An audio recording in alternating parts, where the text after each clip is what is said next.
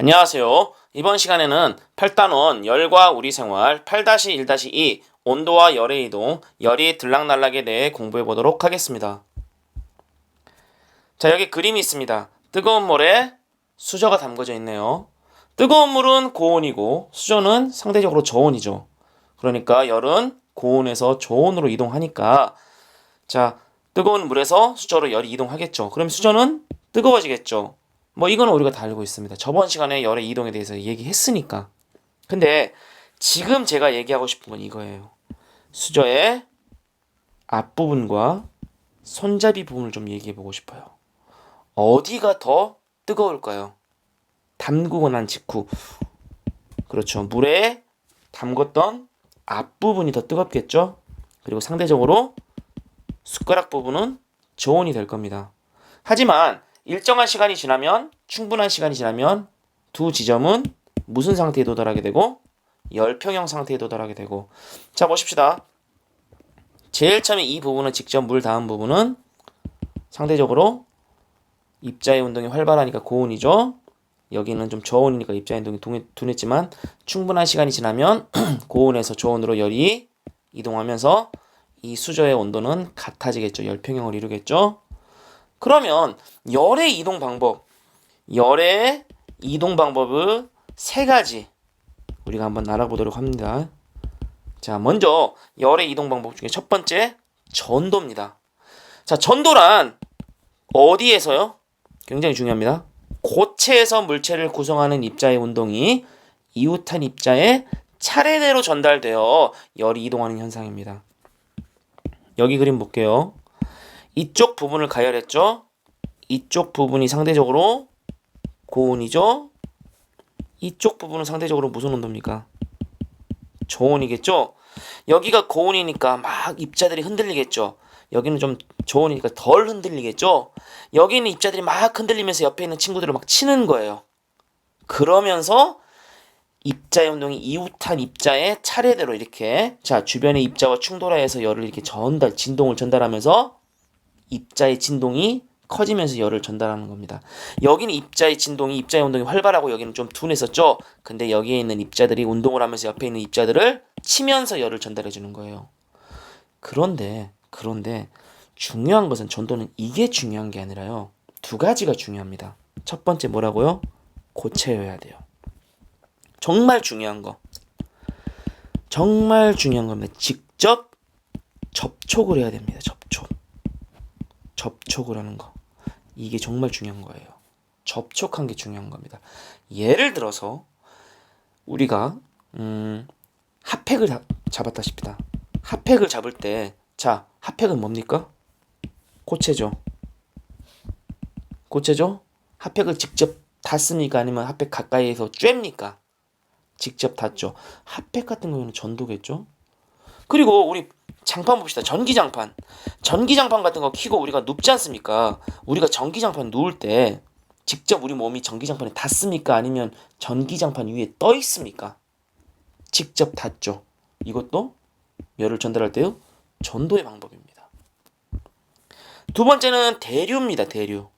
대류는 아까침의 전도는 고체였지만 대류는 기체나 액체에서 물질을 구성하는 입자들이 직접 이동하여 열이 이동하는 현상입니다. 근데 이게 중요한 게 아니라요. 이게 중요한 겁니다. 따뜻한 건 위로, 차가운 건 아래로. 자, 이 말이 무슨 말이냐? 자, 여러분, 우리 에어컨 있죠? 에어컨 같은 경우에는 어떻습니까? 그 머리를 어디다 둡니까? 위에다 둡니까? 아래다 둡니까? 위에 두죠. 그 이유는 왜 그렇습니까? 차가운 공기는 무겁기 때문에 어디로? 아래로 떨어지기 때문에 위로 이렇게 에어컨이 예를 들어서 이렇게 있다 하면 공기를 이렇게 쏴줘야 되겠죠. 왜? 차가운 공기는 아래로 내려가니까. 무거우니까. 그러니까 위에다가 쏴주면 차가운 공기는 아래로 내려가면서 위에도 시원해지고 아래도 시원해진다는 원리입니다. 자, 그리고 우리가 히터 있습니다. 히터 같은 거 어떻습니까? 여기에 따뜻한 히터 같은 경우에는 머리를 어디다가 해줘야 될까요? 아래에다 해줘야 됩니다. 아래에다 해주면은 자 봅시다. 그냥 이게 히터라고 다시 할게요. 이것도 뭐 그냥 복합기로 합시다. 히터는 밑으로 쏴줘야 돼요. 왜? 따뜻한 공기는 가볍기 때문에 위로 뜨는 성질이 있기 때문에 아래로 쏴줘야 아래도 따뜻하고 따뜻한 공기가 위로 가면서 전체를 따뜻하게 해준다는 거겠죠. 요거 그림 볼게요. 물주전자입니다. 여기 물을 가열시키고 있죠. 여기는 뭡니까? 상대적으로 고온이겠죠. 여기는 뭡니까? 상대적으로 저온이겠죠. 뭔 말이라고? 따뜻한 녀석은 위로, 차가운 녀석은 아래로. 요렇게. 자, 이 지점은 상대적으로 고온 지점이니까 입자의 운동이 활발했죠. 여기는 위에는 저온이니까 입자의 운동이 좀 둔했습니다. 따뜻한 녀석은 그것이 기체가 됐든 액체가 됐든 따뜻한 녀석은 위로, 차가운 녀석은 아래로 이렇게 순환하는 것이 대류입니다. 자, 봅시다. 이 녀석을 한번 봐볼게요. 고온이 위로 올라가면 여기는 저온 아래로 내려온다 했죠? 그럼 이 저온이었던 이 물은 아래로 내려오면서 가열되니까 또 고온이 되니까 또 반대로 올라가겠죠. 자, 제일 처음에 고온이었던 녀석이 위로 올라가니까 불을 가까이서 못 쬐니까 상대적으로 저온이 되면 다시 내려오고. 자, 그래서 우리가 물을 끓일 때 막 물이 막 튀어나오려고 하죠. 그거는 무슨 말입니까? 밑에 있던 고온의 물이 위로 올라가는 성질 때문에 튀어오르는 것처럼 보이는 거죠. 자, 우리는 되게 쉽습니다. 결론은 일상생활에서 전도, 대류, 복사의 형태로 어떻게 이 열의 이동 방법이 전도냐, 대류냐, 복사냐 이걸 물어볼 거예요. 이건 100% 물어봅니다. 그러면 다른 거 다 필요 없고 대류만 외우십시오. 대류는 세 가지입니다. 첫 번째 뭐였습니까? 에어컨은 위에다 설치해라. 두 번째, 히터는 아래에다 설치해라. 왜? 에어컨은 차가운 공기는 아래로 가는 성질이 무거우니까 아래로 가라앉는 성질이 있기 때문에 에어컨은 위에, 히터는 따뜻한 공기는 위로 올라가는 성질 때문에 아래. 그리고 세 번째, 뜨거운 물주전자 안에서 뭐가 끓는 거? 물이 끓는 거. 물이 끓는 겁니다. 이거 세 가지만 기억하시고요. 그러면 나머지는 전도가 됐든 복사가 됐든 둘 중에 하나일 겁니다. 자, 전도는 뭐라겠죠? 접촉하는 거. 자, 그리고 마지막으로 복사입니다. 복사는 열이 다른 물질을 거치지 않고 직접 이동한다고, 물질을 거치지 않는다 했는데 이것보다는 그냥 접촉 안 하는 것이 복사입니다. 자, 여기에 난로가 이렇게 있습니다. 난로가 이렇게 있는데요. 여기 난로에 이 사람이 직접 여기에 손 닿아가지고 따뜻하다 그렇습니까? 아니죠. 접촉하지 않고 있죠. 이건 뭡니까? 복사입니다. 자, 예를 들어서 우리 태양 에너지를 태양 무슨 에너지라고 합니까? 태양 복사 에너지라고 합니다. 자, 태양으로부터 우리는 빛과 열 에너지를 우리가 받고 있지 않습니까? 빛 에너지를. 자, 태양 전도 에너지라 해봅시다. 자, 태양 전도 에너지가 성립하려면 어때야 됩니까? 우리가 지구가 태양을 직접 접촉해야 되는데 접촉하면 우리는 지구는 어떻게 됩니까? 녹아버리겠죠. 지구는 태양에 직접 접촉 안 하고 있죠. 그러니까 무슨 에너지라고 합니까? 태양 복사 에너지입니다. 이 그림 무조건 나옵니다. 무조건. 잘 보십시다. 제가요, 대류만 외워달라 했어요. 대류는 세 가지입니다. 에어컨 위로, 히터 아래로, 무슨 물? 끓는 물. 세 가지. 그 다음에 전도는 접촉, 복사는 접촉 안 하는 거. 요렇게만 외우면 됩니다. 요것만 외우세요. 그러면 나머지는 접촉하면 전도, 접촉 안 하면 복사입니다. 자, 봅시다. 대류 볼게요. 난로랍니다. 히터. 따뜻한 공기는 위쪽으로 하니까 난로를 아래로 하세요. 대류죠. 요거 에어컨이죠. 봅시다. 대류. 에어컨 찬 공기는 아래로 가니까 에어컨 어디다 설치해주세요? 위로 설치하세요. 대류 맞죠? 요 그림 잘 봅시다. 이 난로 위에 물주전자가 있는데요. 복사도 있고 전도도 있네요. 이거 봅시다. 여기서 난로, 우리가 난로 쬐을 때 직접 닿습니까? 아니면 그냥 가까이만 됩니까? 가까이만 되죠. 그러니까 뭡니까? 복사가 되겠죠.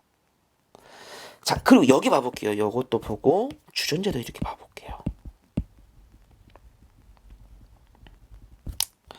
자, 여기 검정색은 난로 받침대죠.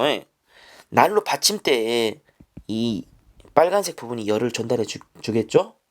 직접 닿고 있습니까? 가까이만 있습니까? 가까이만 있죠. 이 검정색 받침대는 복사의 형태로 열을 전달해주고 있죠. 그런데 여기 검정색 부분이 받침대, 난로 받침대 엄청 뜨겁겠죠. 위에 머리 부분. 여기에 주전자를 어떻게 했습니까? 주전자 바닥이 여기 닿았습니까? 안 닿았습니까?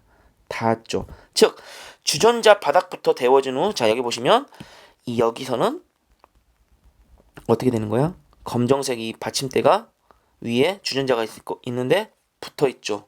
접촉했으니까 뭡니까? 전도입니다. 전기장판 보겠습니다. 뭐 보일러 바닥도 똑같습니다. 전기장판 위에 우리 어떻게 있습니까? 붙어서 잡니까? 아니면 공중부양해서 잡니까? 붙어서 자죠. 그러니까 뭐야? 전도죠.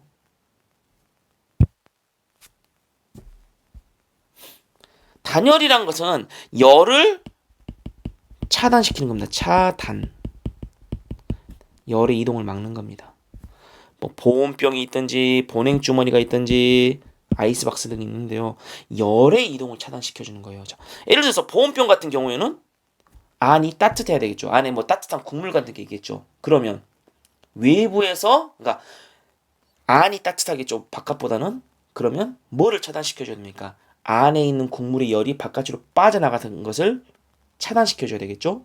보냉 주머니. 얼음을 보호하는 겁니다. 뭡니까? 얼음이 녹지 않기 위해서는 외부에서 들어오는 열을 차단시켜줘야 되겠죠. 아이스박스.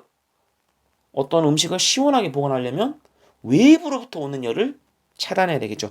열을 막는 것이 단열입니다. 뭐 단열을 위해서는 뭐 은을 도금하기도 하고요.